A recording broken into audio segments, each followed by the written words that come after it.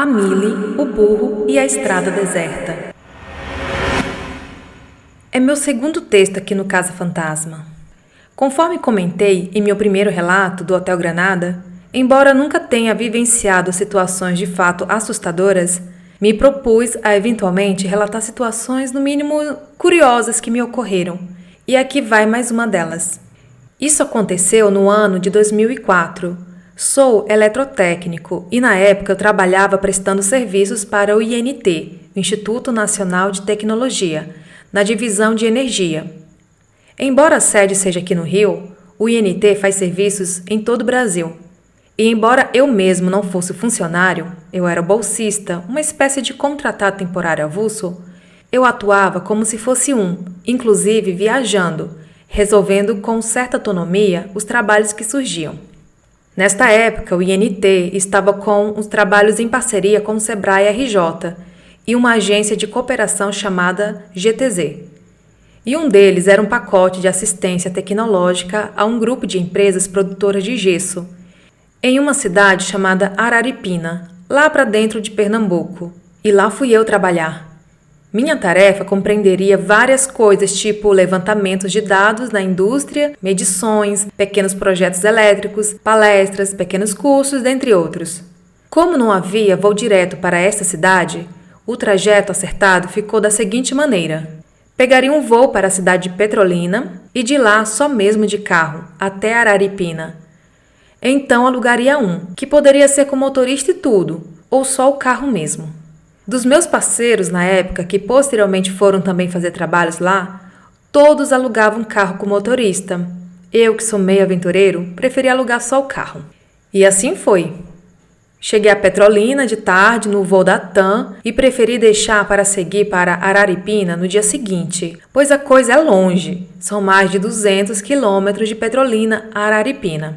Então fui para o hotel, me hospedei e depois saí para contratar o carro. Cheguei na agência e contratei um Fiat Mille. Para não pagar uma diária à toa, deixei tudo engrenado e combinei que viria pegar o carro no dia seguinte, lá pelas 8 horas da manhã. Voltei para o hotel, depois saí para jantar. Dei umas voltas por perto, voltei e fui dormir. No dia seguinte, acordei cedo, fechei o hotel e saí para a agência. Tudo já combinado, peguei a chave do carro, assinei a guia e fui pro dito cujo. Os caras já haviam deixado a Mili perto do portão e quando me aproximei, a buzina disparou do nada. Achei que fosse o alarme, mas o rapaz que me acompanhava disse que não tinha alarme. Achei curioso o som da buzina, que era do tipo bibi e meio rouco, apesar de bem alta. Normalmente, o som da buzina da Mili é tipo fom-fom. O camarada então abriu a porta e ficou dando uns tapinhas no comando da buzina, até que ela parou. Quando eu entrei no carro, de novo a buzina disparou. Fiquei dando os tapinhas também, mas nada. Então o cara veio e conseguiu calar ela. Mas novamente, quando fui ligá-la, a buzina disparou e custou para sossegar. O cara, meio sem jeito, perguntou se eu poderia esperar um pouco o eletricista chegar para dar uma olhada, ou se eu queria trocar de carro. Como eu não queria perder tempo, preferi trocar de carro, só que o outro carro disponível era um Fiat Strada. Eu preferia carro fechado, mas como não tinha outro na mesma faixa, peguei a picapinha mesmo.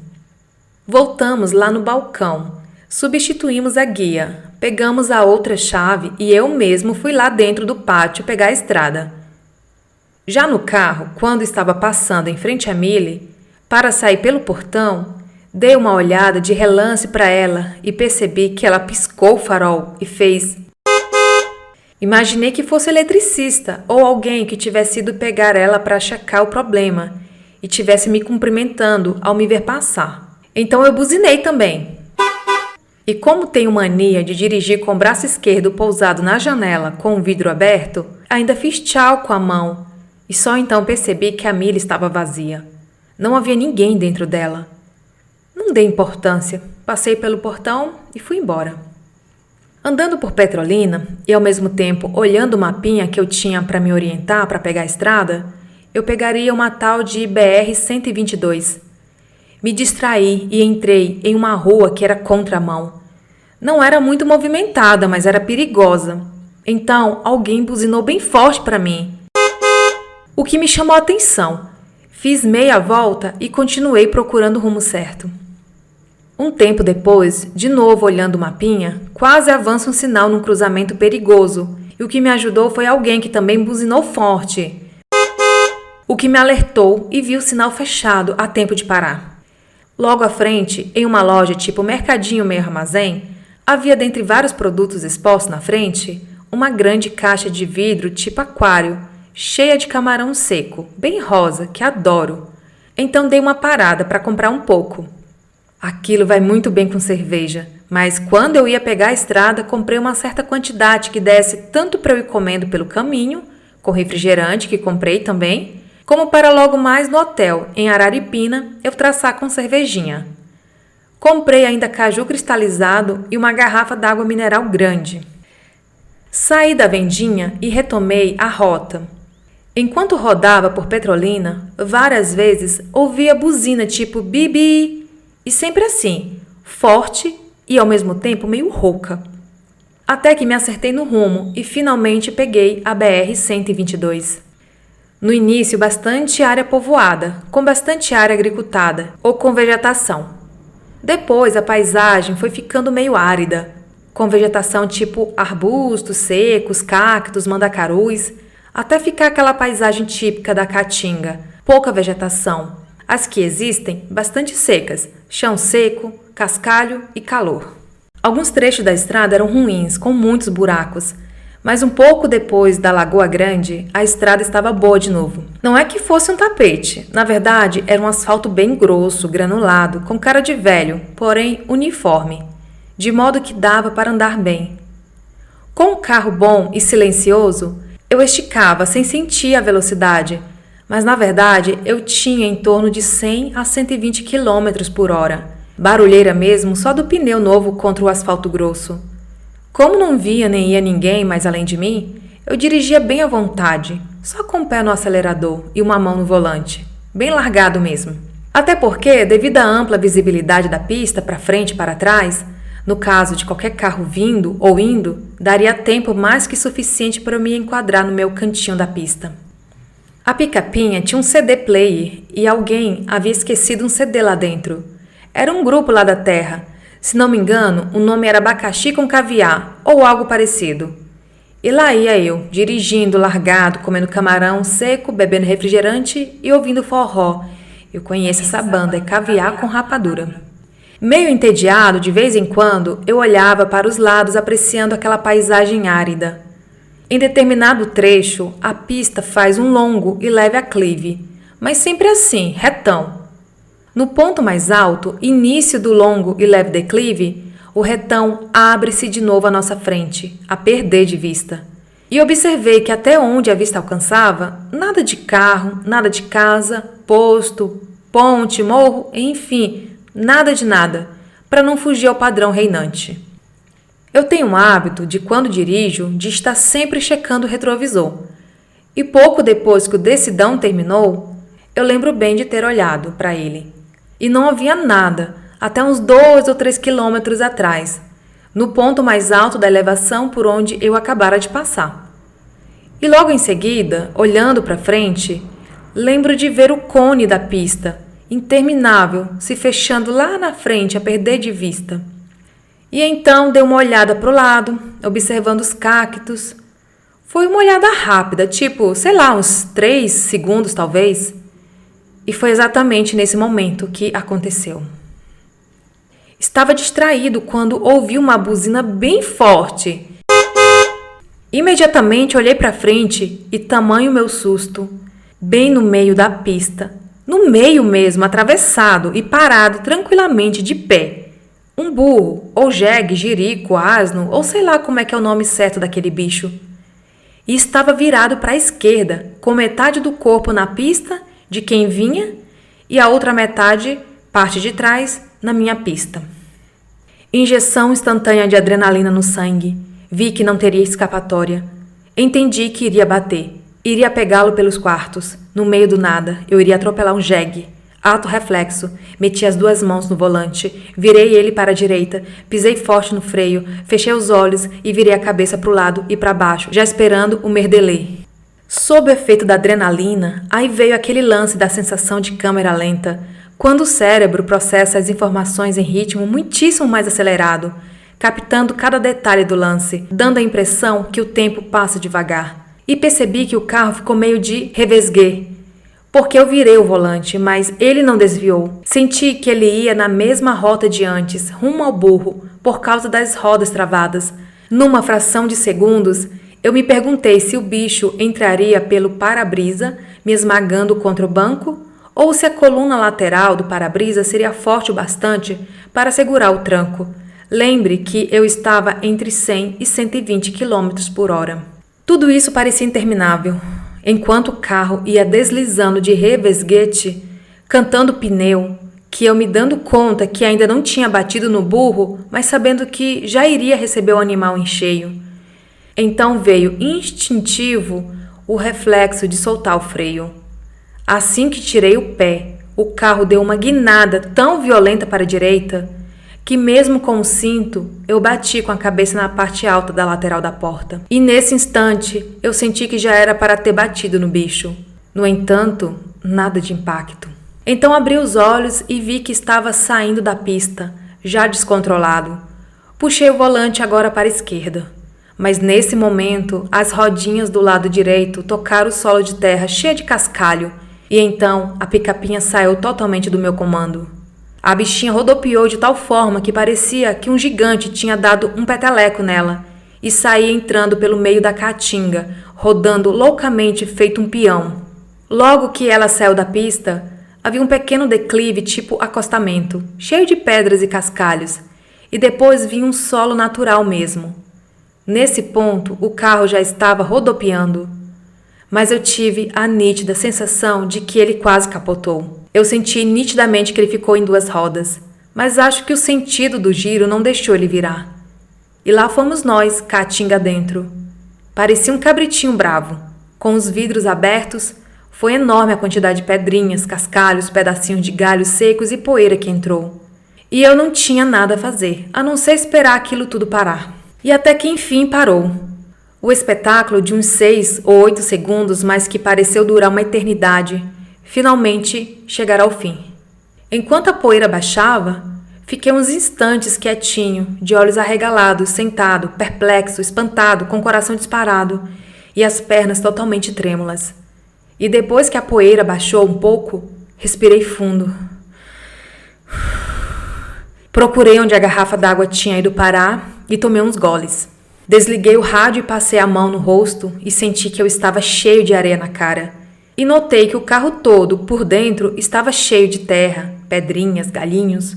O topo do painel, que até ainda há pouco era preto, estava meio cinza alaranjado de poeira. Meio recuperado, saí do carro para ver os estragos. Dei uma volta na picapinha buscando identificar danos. Olhei para a frente dela, as laterais, a traseira, em cima, embaixo. E felizmente ela estava inteira. Nenhuma marca evidente que pudesse me trazer problemas na hora de devolvê-la. Então levantei a cabeça, olhei em volta e procurei onde estava em relação à estrada. E a achei lá adiante e notei que eu tinha entrado uns 15 ou 20 metros para dentro da caatinga. Isso se considerar a distância reta de onde eu estava para a pista. Mas olhando as marcas do terreno, eu vi que eu vim da diagonal, o que dava uns 30 ou 40 metros. Então lembrei do burro. E lembrei também que tudo aquilo foi por causa dele. Então voltei a checar o carro na lateral do motorista para ver se estava amassado ou com alguma marca. Passei a mão pelo bico da frente, no paralama, porta, lateral, retrovisor e felizmente tudo estava intacto. Refiz o trajeto do carro com o olhar, seguindo as marcas na terra até a estrada. E no ponto de onde eu derivei não havia nada, mas um pouco mais atrás, lá estava ele, impassível, placidamente parado no meio da pista. Do mesmo jeito que eu vi antes. Aquele burro cinza enorme, lá no meio da pista. Um pouco mais refeito do susto, tirei a sujeira do painel e dos bancos. Bati os bancos, lavei o rosto com um pouco da água da garrafa, recolhi o camarão esparramado, entrei, liguei o carro e fui devagarzinho pelo meio da caatinga para voltar à pista, sentindo que havia quebrado alguma coisa da suspensão. E parei com a frente já sobre o asfalto e fiquei olhando o burro lá onde ele estava antes, como se nada tivesse acontecido. Fiquei parado ali uns segundos, considerando a bizarrice do ocorrido. Como é que eu não vi aquele bicho antes? Ainda bem que aquele carro buzinou me alertou no exato último instante possível de me safar. Mas aí veio um close, um pensamento que me deixou atônito. Que carro que buzinou se eu, há uns 3 segundos antes do lance, havia olhado a pista, tanto à frente quanto atrás, e não havia nada?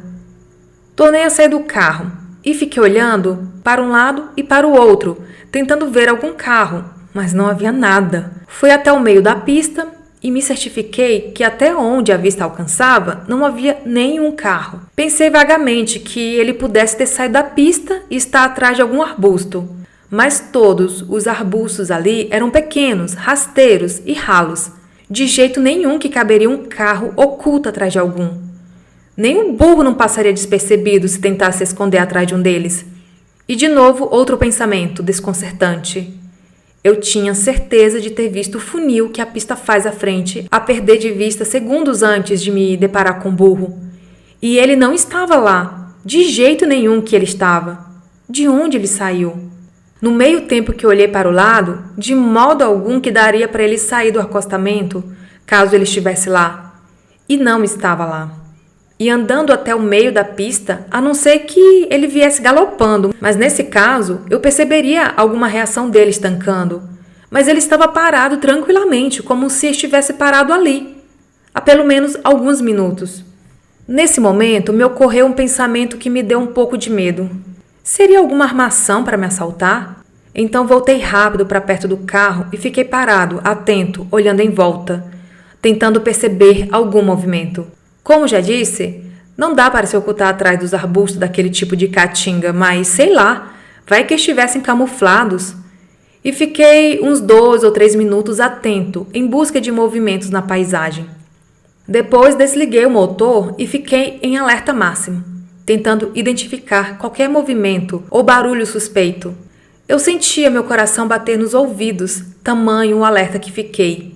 Enquanto isso, o burro parado lá atrás, do mesmo jeito que estava antes. E durante esse período, nenhum carro à vista, nem indo, nem vindo, nem parado. Depois de alguns minutos, eu me convenci que não havia ninguém por ali, que aquilo não era uma emboscada. Entrei no carro, liguei e vim devagarzinho voltando em direção ao burro. Parei no acostamento, a uns 5 metros de distância dele.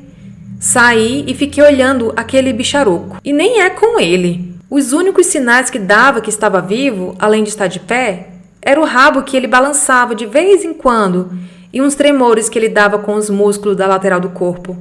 De resto, estava tranquilamente parado, com a cabeça meio baixa, olhando para o nada. Então, eu pensei cá comigo que eu não poderia deixar aquele carinha ali, arriscando um outro maluco passar e não ter a mesma sorte que eu. Então, eu fiz... Chobo! E ele nem se tocou.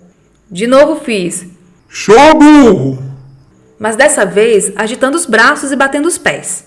E de novo, ele não deu a mínima.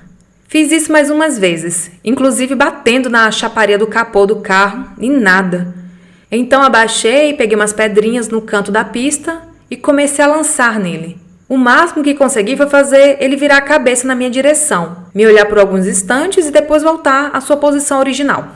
Desconcertado, fui me aproximando devagar, até que fiquei frente a frente com ele.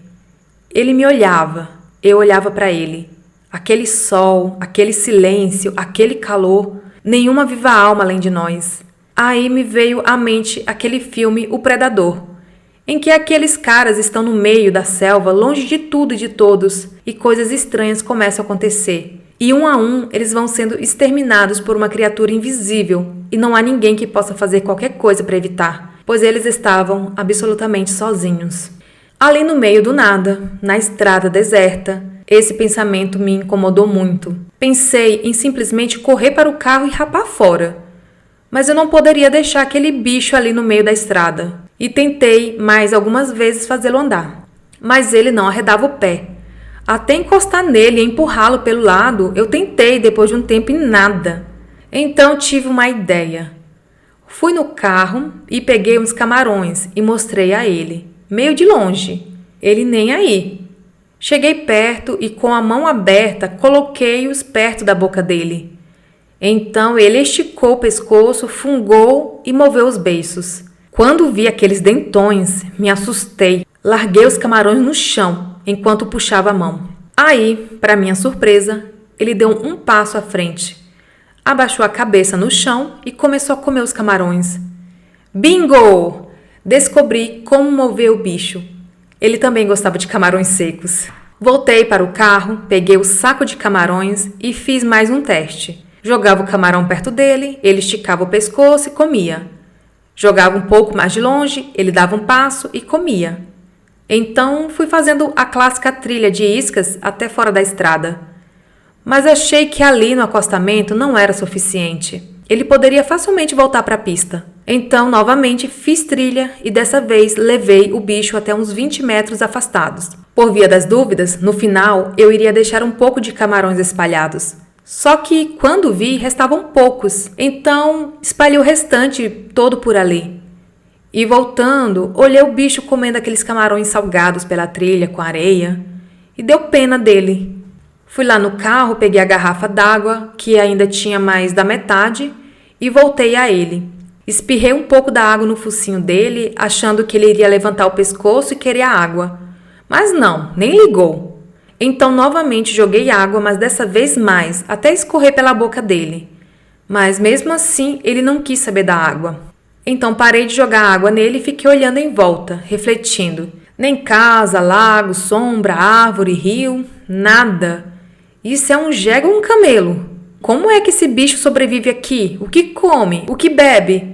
É selvagem ou será que alguém cuida dele? Fiquei olhando ele mais um tempo, então peguei uma MacGyver, um multicanivete que eu levo no cinto, abri a garrafa e deixei ela lá no final da trilha dos camarões. E fui embora. Quando passava pelo bicho, não falei, mas pensei assim: tchau, amiguinho, boa sorte. Antes de entrar no carro, ainda dei uma olhada nas minhas marcas deixadas na pista. Pelo lugar que o burro estava e pelas marcas da freada, vi que desviei exatamente 1 milímetro exato para não bater. O fato do carro ter vindo avançando, freado, inclinado, foi exatamente o que fez com que eu não encarasse o burro de frente. Mas eu teria pego meio de lado, pior ainda. Ele não entraria pelo para-brisas, ele teria entrado pela janela da minha porta. E o fato de eu ter soltado o freio na hora exata, fazendo o carro dar aquele guinadão, foi justamente o que me levou para longe do bicho, no momento crucial. Olhando mais à frente, vi a longa trilha que fiz no cascalho do acostamento quando comecei a girar. E mais à frente, durante um pequeno espaço, simplesmente não havia marca nenhuma. Para depois, novamente, identificar grandes sulcos no chão. Ou seja, durante um breve instante, eu literalmente voei com o carro. Fiquei impressionado. Voltei ao carro, fiz meia volta e segui viagem. Mas dessa vez sem passar dos 80 quilômetros e com atenção redobrada. No caminho fui refletindo. Como o burro num instante não estava lá e no instante seguinte estava? Eu jamais vou saber explicar. Mas aí comecei a me dar conta de um mistério que para mim foi até maior que o do burro. A buzina. Quem foi que buzinou, me alertando no exato último instante? E aquela buzina? Sim, me dei conta que aquela buzina era exatamente igual à da Fiat Mille que era para estar comigo. E não peguei justamente porque a buzina dela deu piti. E me dei conta também que foi a mesma buzina que me alertou lá em Petrolina quando eu entrei na contramão e também quando quase avancei o sinal naquele cruzamento. E mais, fiquei refletindo que se eu estivesse com a Mille, no lance que eu espirrei para fora da estrada, eu certamente teria capotado por causa do carro ser mais alto do que a picapinha. Seria a Mille um anjo da guarda? Sei que depois deste lance não ouvi mais aquela buzina, nem parecida. Passados os dias, quando voltei para Petrolina, não identifiquei o local onde aconteceu o lance do burro. As paisagens são muito parecidas e passei pelo local e nem me dei conta. Já em Petrolina, quando fui entregar o carro, perguntei pela Mille. e o rapaz disse que ela estava lá. Ficou alugada 2 vezes, mas já estava lá de novo. Perguntei pelo problema da buzina e ele disse que naquele dia que eu estive lá, ela ainda disparou a buzina sozinha mais algumas vezes, mas que depois parou e eles até esqueceram de ver qual era o problema e não aconteceu mais. Sei que vai parecer babaquice, mas juro, eu pedi para ver a Millie. Disfarcei, dando a entender que queria apenas avaliar se da próxima vez que precisasse, pegaria a Millie ou a estrada mesmo. Mas na verdade, eu queria era olhar para ela de novo. E o camarada foi lá comigo. E lá estava ela quieta. Lá no íntimo, eu imaginei que talvez ela piscasse o farol e desse uma buzinada. Mas não. Quieta ela estava, quieta ela ficou. Troquei meia dúzia de palavras com um cara e fomos saindo. Mas de novo vai parecer babaquice, eu sei. Mas eu fiz questão de, antes de me afastar dela, dar 2 tapinhas no lado do paralama e, olhando para ela, falar: Valeu, obrigada. Fiz de modo que o cara pensasse que fosse com ele, mas na verdade, juro, eu falei foi com o carro mesmo. Esse relato foi enviado pelo Alexandre Faquion, do Rio de Janeiro.